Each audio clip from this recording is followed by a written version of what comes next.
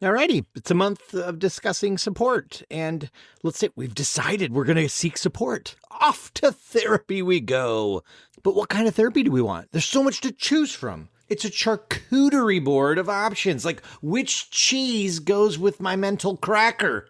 Let's get a pro in here to tell us what's up. Let's chat with Dr. Laurie Bruce.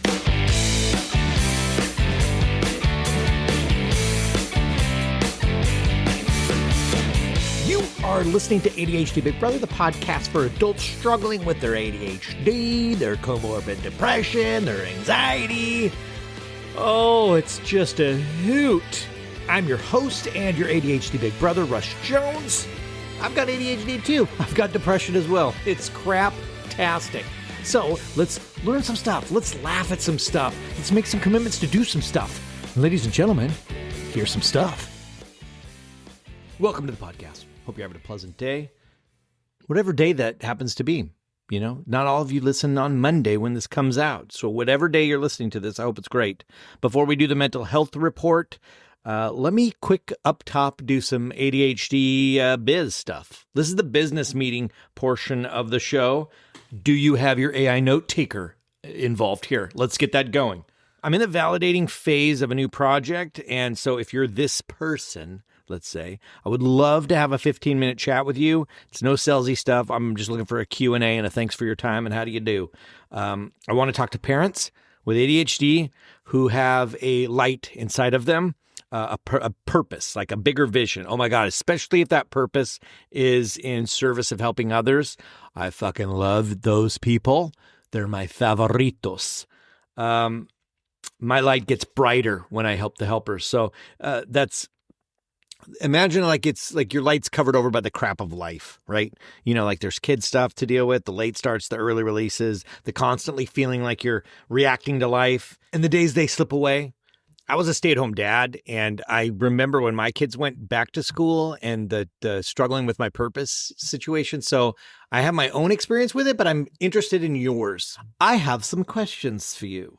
So if you'd be willing to help me out, I'm going to ask you about your life, your light, your struggles, it's a quick Q&A. Link in the show notes. Thank you.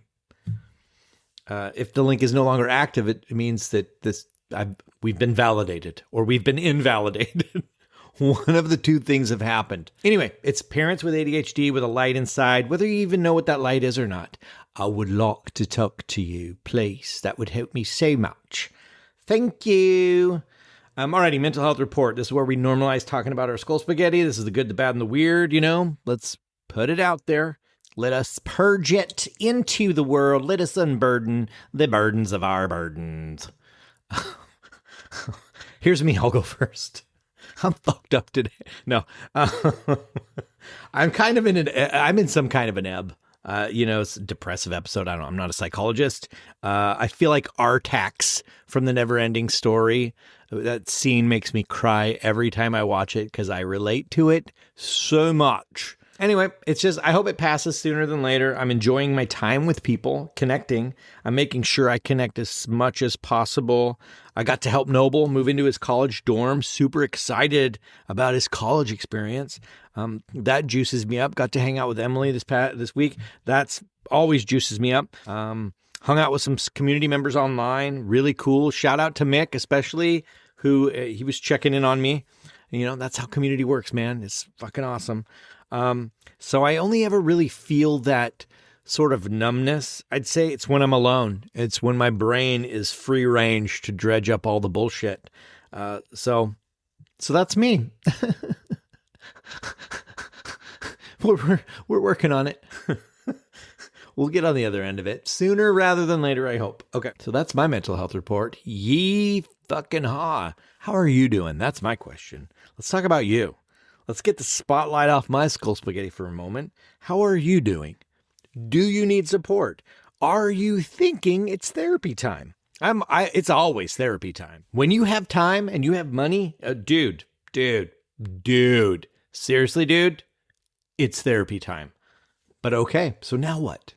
But what do you do? There's so many choices. Well, I can help you out here. I got an opportunity to meet a fellow podcaster who's really awesome. Her name is Dr. Laurie Bruce. and she can break down the various therapy styles. She has a podcast of her own called From Both Sides of the Couch. You should check it out. But here is her biography. Dr. Bruce is a clinical psychologist and she's a mindfulness coach.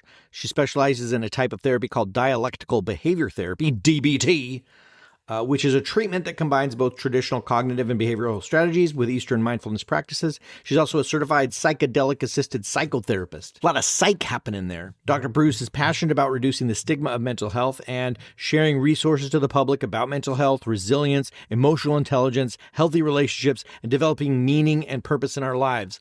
Wow, she's a helper. She's helping out. No wonder I freaking love her. Okay, so super fun to talk to her. I hope you guys get out of this conversation as much as I did. So, without further ado, no more adoing. We're done with the ados. I have had enough ados. Okay, fine. All right, no more ados. Here's my conversation with Dr. Laurie Bruce already underway. Let's listen in. I feel so overwhelmed by all the options. There's so many fucking choices of what do you do? Too many. There's ACT, CBT, DBT. There's EMDR, talk therapy. Now everyone's talking about polyvagal theory and internal family systems, and then mindfulness. We know is such a big component of all of these things. So I was hoping that you could, we have stuff to choose from. Mm-hmm. Can you help us as ADHDers understand what each one of these is so that we don't have to do all the damn research? Sure. And you can tell us? I would love to. Thank you, Dr. Laurie. I will give you with one strong caveat. Okay. Therapy to me is just like music, just like movies, just like fashion. There are things that are in, things that are hot, things that are buzzwords, and then things not so much. And I truly feel like there is something to be gained from any type of therapy you do. Every therapy, as long as the therapist is ethical, because certainly therapists can absolutely do harm. Yeah. But the research actually shows that therapy is most beneficial when you know, like, and trust your therapist.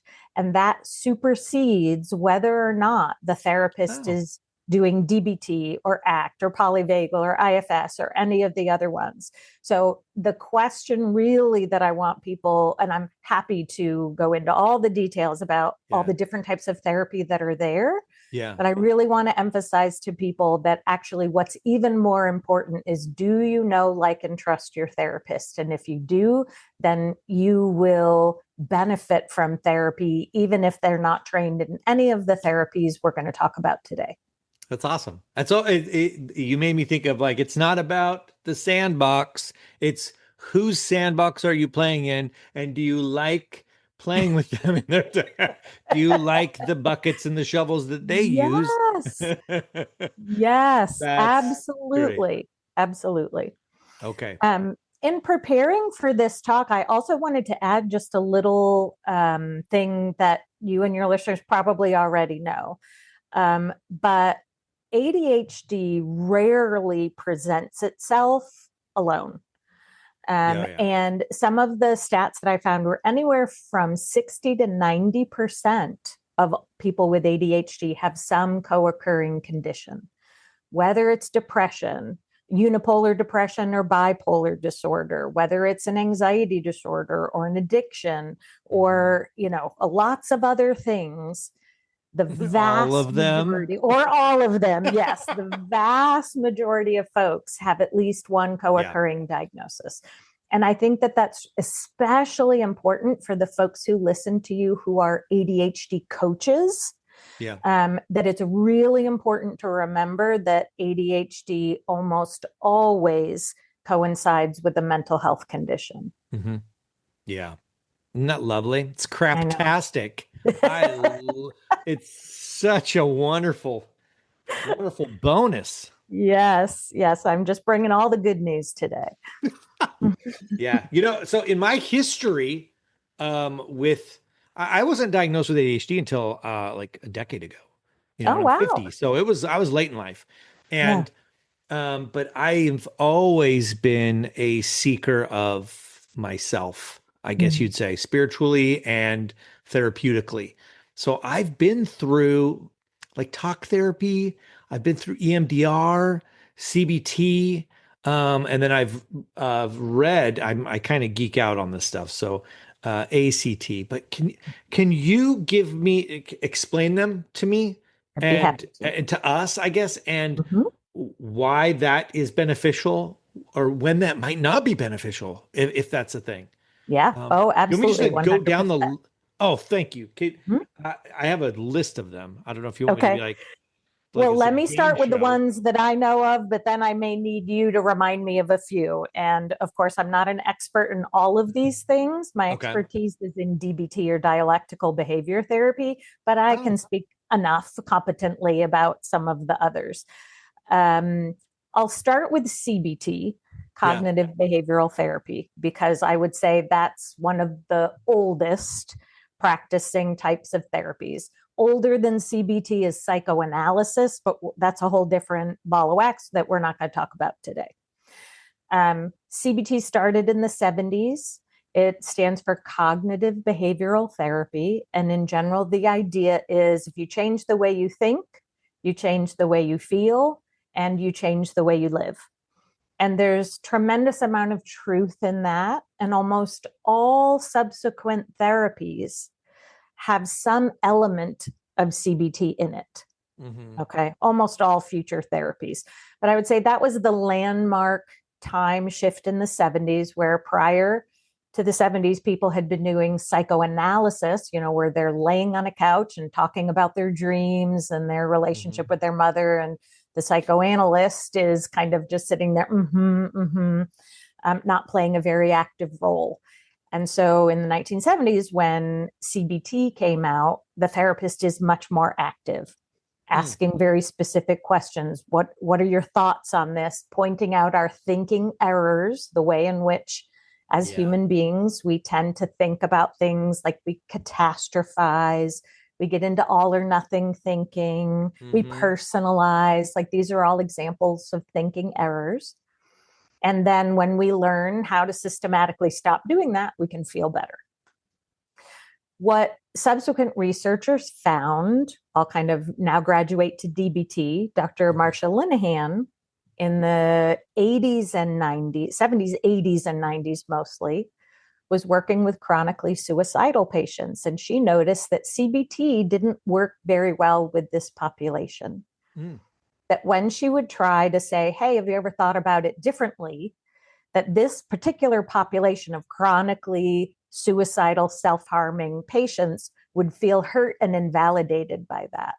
They would say, what do you mean? Have I tried to think about it differently? That's a stupid idea. They would get Yeah. angry and frustrated because, of course, if I can think about it differently, I would. Duh, Yeah. is kind of that the response to CBT. And so Dr. Linehan recognized, okay, this is not working. Let me try to shift to a more validating, supportive, express your feelings and all, Ah. be really present. And she did that. But that helped in the sense they weren't getting so pissed anymore. They felt Yeah. heard and seen, Yeah. but they didn't know what to do. They didn't know how to change. And Yeah. so this is where Dr. Linehan came up with the idea of dialectical, meaning the synthesis of opposites. We can work on both change and acceptance at the same time. One does not exclude the other. And so DBT is like a dance of weaving in change oriented strategies and acceptance oriented strategies. And under the Oh, wow. acceptance oriented strategies are mindfulness. Can Okay. I ask you something about that then? Because Of course. I may inadvertently be DBTing myself on accident, but because you know, it's noted that I have depression, right? I have to talk about that, Mm-hmm. but I'm like, but I have a business to run and I have things that I have to do. Yeah. So I operate with this mindset of even though. So like even though all this feels true and is real and I'm a big piece of shit and nobody likes me and blah blah blah, even though and I know on paper that's not true, but even though Mhm. that feels real, Yep. this, I'm going to do this. Yes. Is that basically at the That core is, of that? yep, Okay. absolutely the core of that. Cool. We say yes and. Okay, so Ah, rather than even though, same thing. yeah. It's yes and yes. I feel like a piece of shit. I feel useless. I feel like I'm a horrible person and I have no worth and Yeah. value. And I actually have a business that I want to run, which requires me to do X, Y, Z, and I need to do them. So Yeah. both can be true at the same time. God, that's so fascinating. All these different modalities. I get what you're saying about the CBT because I feel that same way. I Yeah. still use it a lot, and the in terms of I DIY this stuff for myself when I have like rejection sensitivity. Like when people say something and I get butthurt by it, Mm-hmm. then I will CBT. I'll get, well, what did they say, and Yeah. what would I like it to them to be? Well, all that bullshit.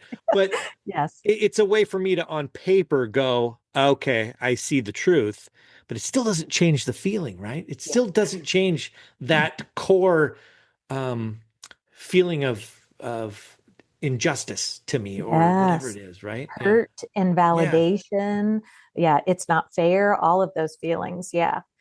I think that that's the totally. gift and the beauty of DBT is that the CBT is absolutely essential. We have to have it if we want to think differently and act differently. We have to have some recognition that change is wanted. Um, Yeah. just being heard and validated and supported in and of itself is not sufficient. You have to pair the two together. And Yeah. so, for myself, I've also struggled with depression my whole life.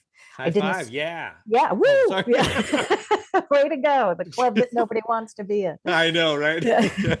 Where's the VIP room for this shitty existence? Okay. Okay. Sorry. So I did not start therapy myself until I actually was in graduate school. Oh, actually, no, I take that back. And I was in college, but then really kind of invested in my own personal therapy when I was in graduate school studying to Hmm. become a therapist.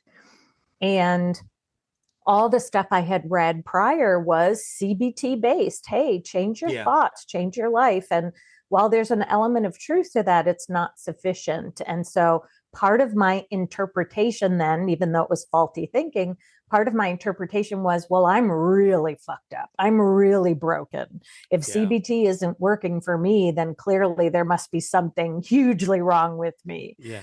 And it wasn't until I started learning about DBT through my graduate training that I was like, wow, this is huge. This is life changing.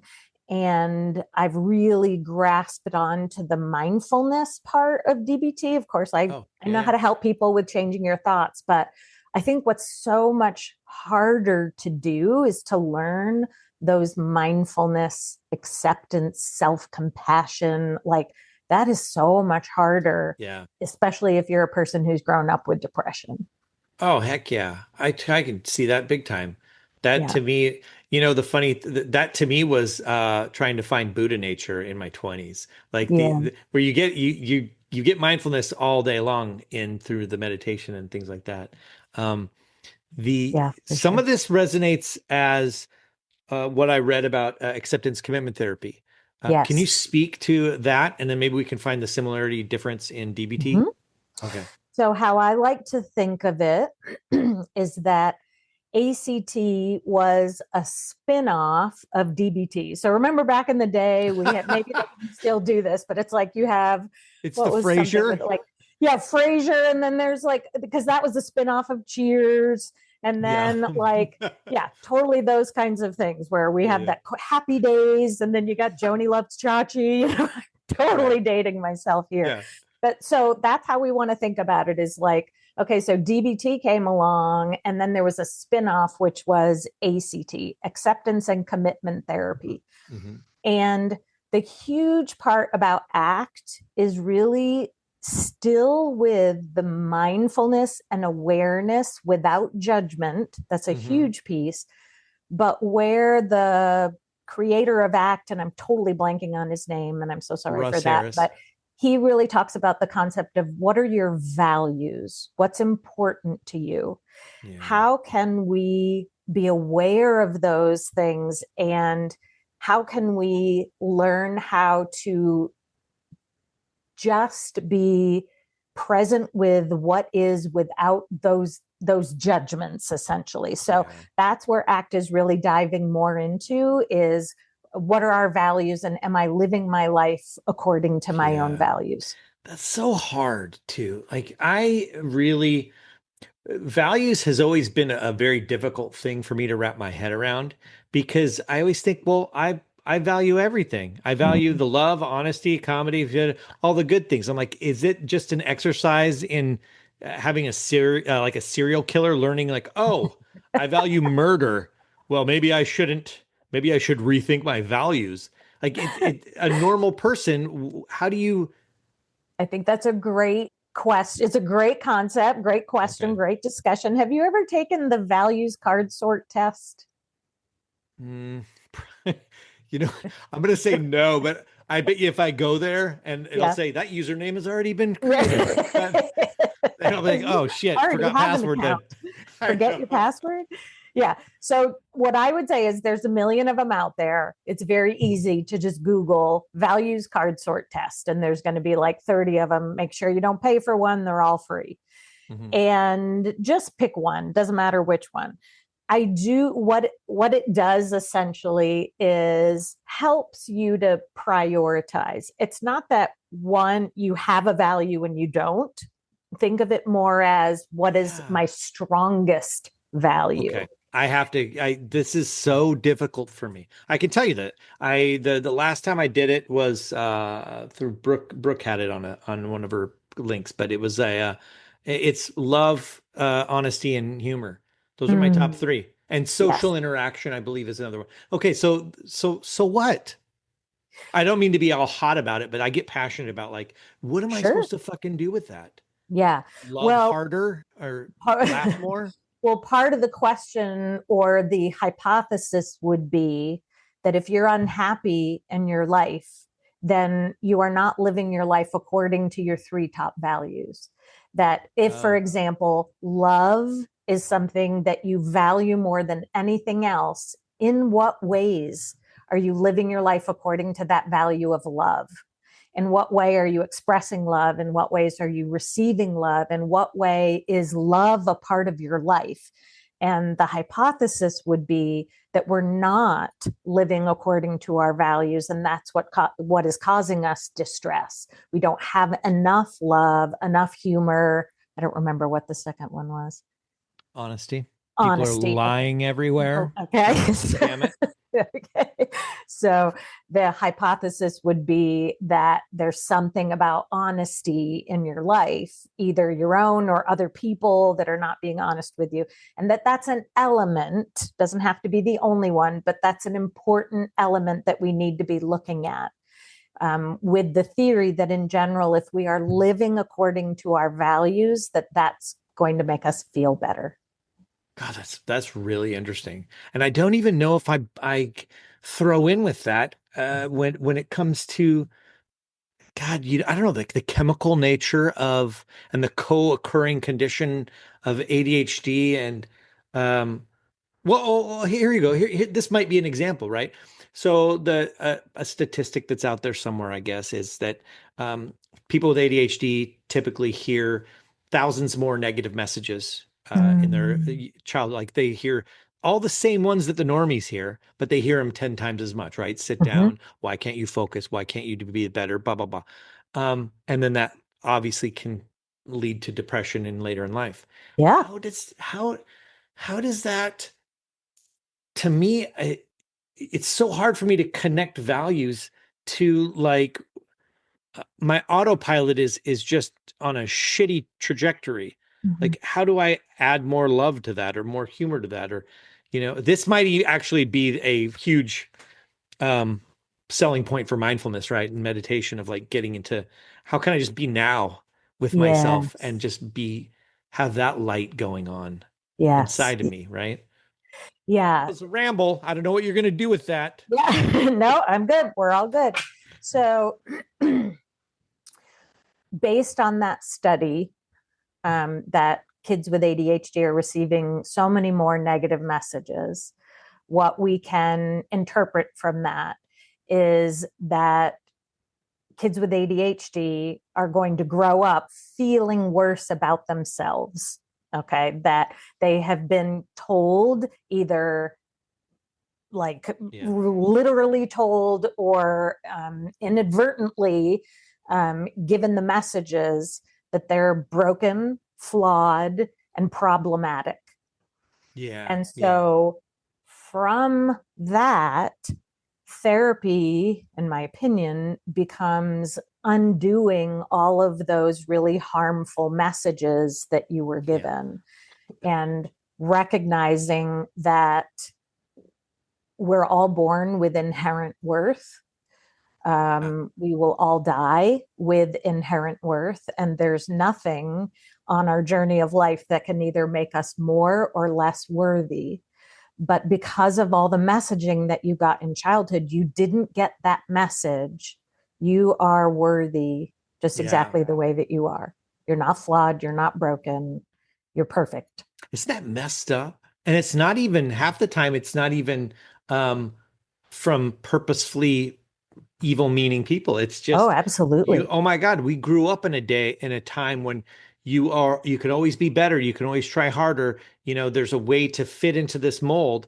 And somebody with ADHD, and especially somebody that's like raised with that sports mentality of like, you can always work a little bit harder and do a little better. And you're like, oh, I guess that means I'm never good enough. Yes. Right? Yes. You're like, So oh in shit. DBT, we would say the dialectic then is that you are born perfect. You're perfectly perfect exactly the way that you are. And we can always learn more skills to grow and change. I That's the love that. dialectic. One doesn't negate the other.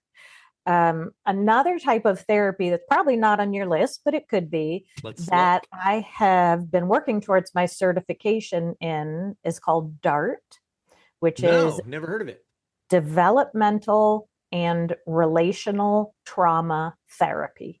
Okay. And so, what that really means is, and there's, what that really means is that the messages that folks have been given in their early childhood about, you're too this, you're not enough this, stop doing this, cut this out, that all of those messages are actually developmentally traumatic. They're traumatic to a child to be Hmm. constantly given these messages because it shapes your sense of self-worth, Mm, and it shapes how you relate to other people. It shapes how you view safety in the world. mm. And so DART takes us through 5 areas of our birthrights, what we are born with: inherent worth, inherent value. We, as children, should feel we're allowed to be vulnerable. I'm not even going to be able to get all 5 off the top of my head, Hmm. but we are born vulnerable. We Hmm. should have people protect us, and we don't always. Yeah. We are born. Um, I should have refreshed my mind on all 5 before we started. But anyways, This is going to be on the quiz, Dr. it is going Laurie. to be on the How are you? quiz, folks. So you should be able to rattle these off. But essentially, I work with my clients on these birthrights in undoing the messages from childhood, which said you were only good if you achieved XYZ, Oh. or people who grew up in abusive homes where it wasn't safe to be vulnerable, it wasn't safe to communicate, it wasn't safe to express, to be playful. It's an inherent birthright to be playful, Yeah. and we were not all given those. Yeah. And then we sure don't want people being happy and playful as adults. We Yeah, want them God to forbid. work hard and grind and Be ugh, productive, be productive. make money. Yes. Yes, Oh, all of those well, adulting things. That's why yeah. adulting is so hard. Yes. So that's Dart. Dart So is going that's to be the Dart. new hot thing. Is that the new?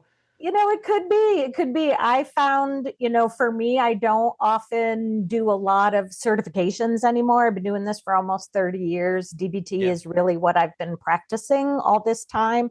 So I don't often bother to get extra certifications because I feel like there's only so many you can have. But this was something that really resonated with Oh, me yeah. in terms of really looking specifically at, because when we think of trauma, oftentimes people in their mind have an idea, oh, well, I didn't have trauma. I wasn't physically assaulted or, Yeah. but there's actually a lot of different kinds of trauma. And even just being told repeatedly, you got to do this, you got to do that, stop doing this, sit still. That's traumatic because it's truly shaping how a child is feeling about Yeah. themselves. Yeah. I love the self-awareness piece of like learning in different ways of being self-aware. I think that's something that I'm just passionate about personally. Yeah, Like same. new ways to learn about me. I recently did some IFS work, Mm, which I good for just you. I love the I personally love the I don't necessarily believe I have this hidden child in me or whatever, but I like the visualization of it. Yes. Can you talk to us about what Mhm. IFS is? Can you speak to that a little Yeah. bit? I'll do my best. All right. IFS, internal family systems. So the idea is that in IFS, we have different parts of ourselves that were essentially created in order to keep ourselves safe. And so we might have protector parts, we might have firefighter parts, we might have parts that defer, that we can think of these different parts within us as we learned them, they were adaptive for Hmm. us, but they're no longer in adulthood adaptive. And so what happens is, say I have my 15-year-old self, say she gets really sassy and says F you to anybody who tries to tell her what to do. Well, that might have been adaptive at 15 because I needed to toughen myself up to Hmm. survive a bully situation or a difficult situation that I was in. But at 40, 30, 40, 50 in a work situation, this is no longer adaptive, but she might come out at inopportune times.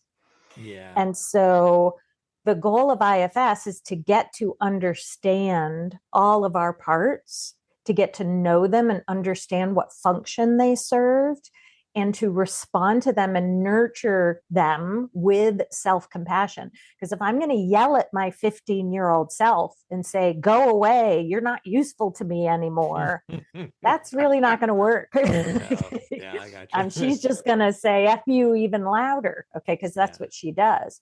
But if I nurture, and Dart does a lot of work around these parts of self and doing a lot of visualization, experiential exercises with our parts of self, so that I can actually have a conversation with my healthy, wise self and my 15-year-old self and say, hey, look, I'm so grateful for you. I'm so appreciative of the way in which you've protected me over these years, and I need you.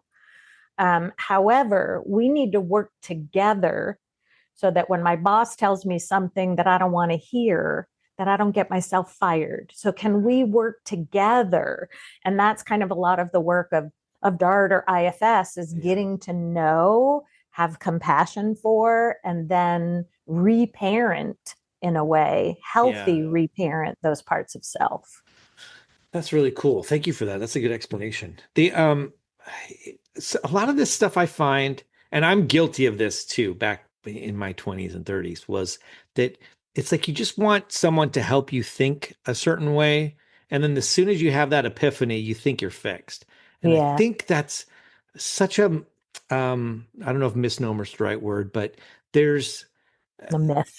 it's like yeah, like there's autopilot is so autopiloty that even if you have a great moment of an epiphany, 5 minutes later, you're going back on autopilot. Yes. And I'm curious as to, I'm a big believer in data points, like doing work and doing the thing so that you get data points and you can build your confidence and self-worth through acknowledgement of data points. Hmm. Right? Does that Hmm. make that makes sense, right? So in your Yes. in dealing with therapy, which is a different world than coaching, right? I'm very much only in the lane of doing tasks, right? Managing calendars and things like that. But there is self-worth that comes out of that. And there's Oh, sure. confidence that comes out, self-esteem, right? Yeah. So if you're in therapy and you're dealing with depression and you're dealing with anxiety, do you deal with that a lot too? Of like, well, they're still going to come back next week depressed, Yeah. right? It's not like oh, I had an epiphany and now I don't have depression anymore. Right. Right. So I think you're speaking to several topics, Okay. each of which we could have a separate podcast. The first Oh, concept so you're is coming back. Great. Thanks, Laura. yeah, yeah. Do you see how I subtly like threw that in there? Yeah, yeah. Um, This is now a 5-part series. Okay. the first piece, see, that's the downside of humor, is that now I lose my train of thought. Yeah, it tricked Um, you. How you come did. I can't fix my depression in one session? Yes. Okay. So the first piece is this issue of being fixed. Okay. Yeah. What does that even mean? Is that isn't even a thing. Okay. And That's certainly any therapist or coach who tells you I can fix you is not somebody you want to see. Okay. it's not like you take yourself into the shop and you Yeah. get an oil change. Okay. Yeah. Yeah. There's no such thing as being fixed. Now, can we have more self awareness? Absolutely. Can we engage in behaviors or thinking patterns that lead to more frequent moments of joy? Yes. So there's no cure for depression.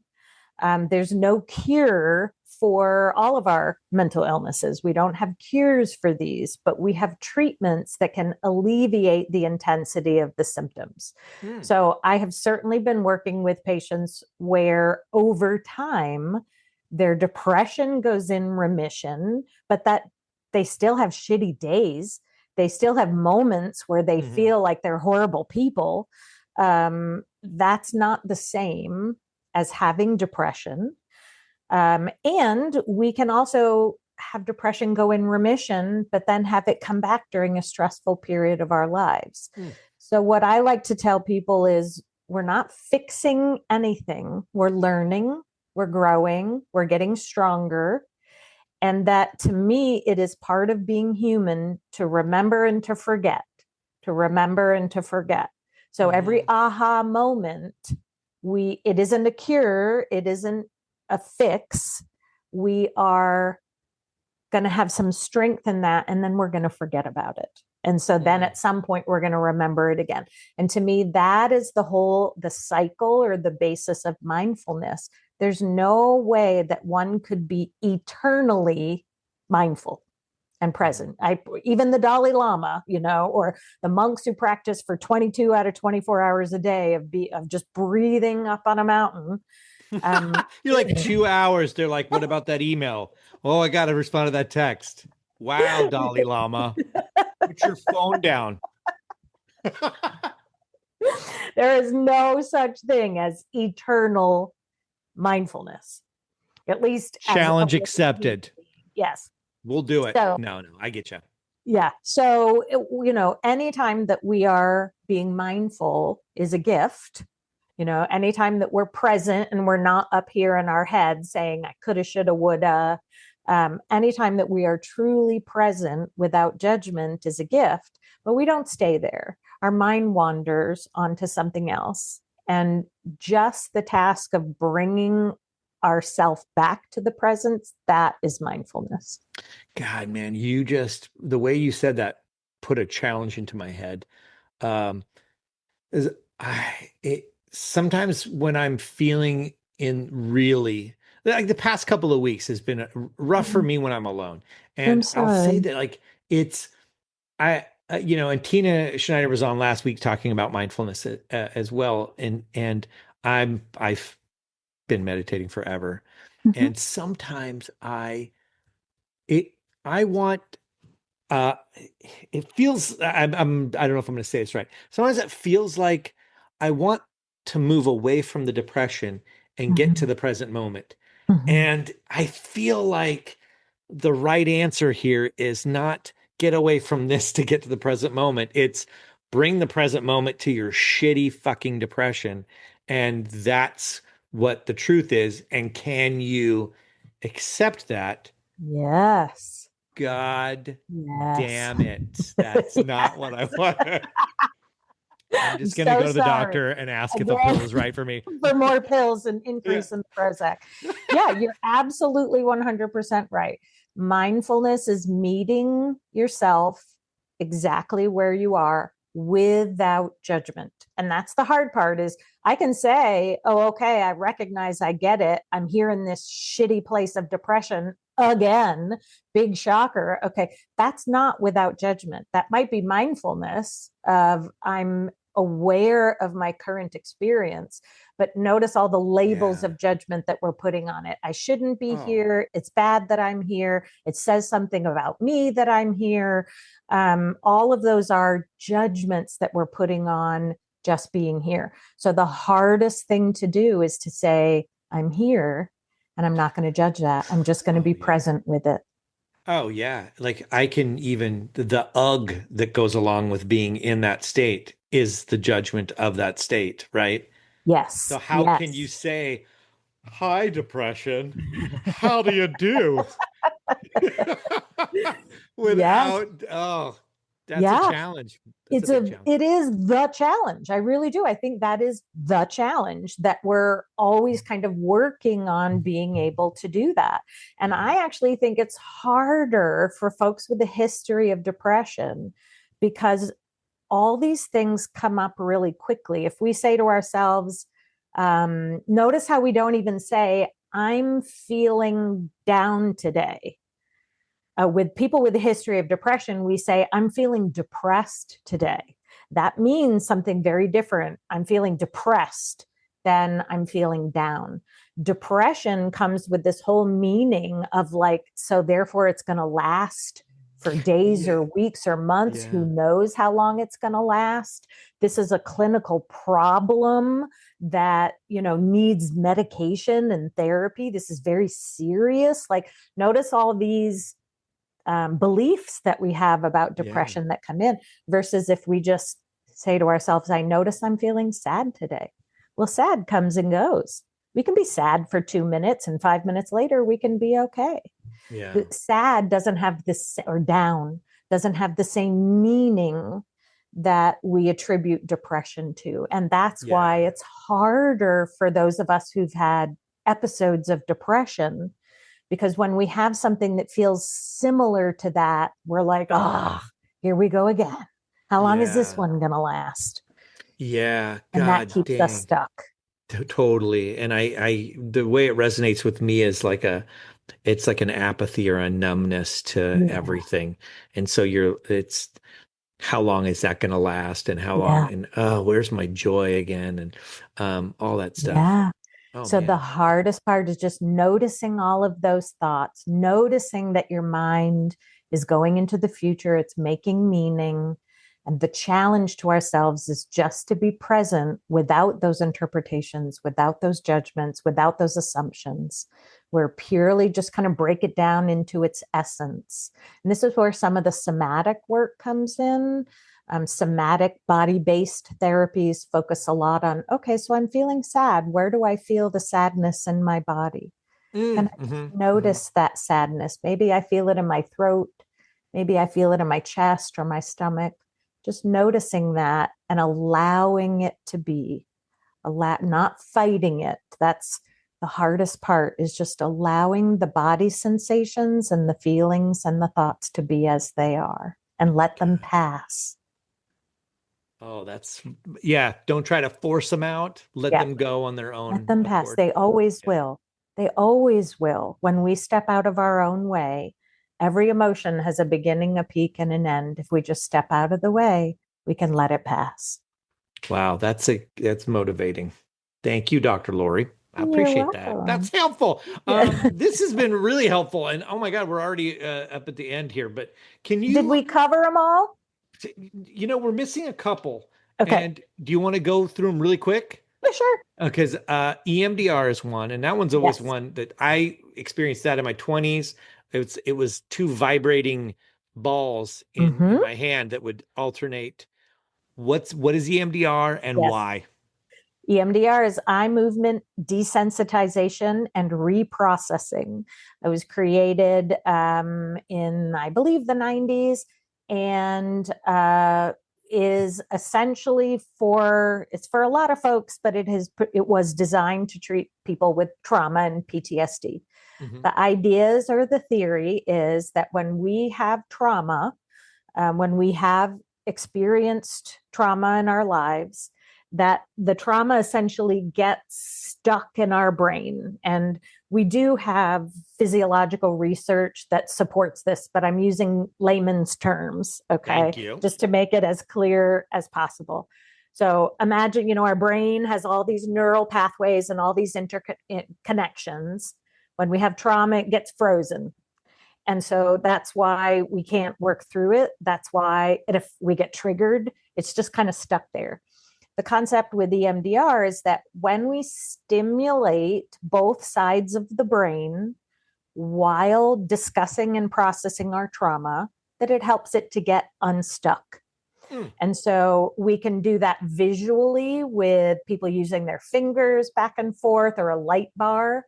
You can do it with tapping, having, like you said, the vibrating one in the left hand, one in the right hand. So touch. You can tap your knees, left, right, left, right.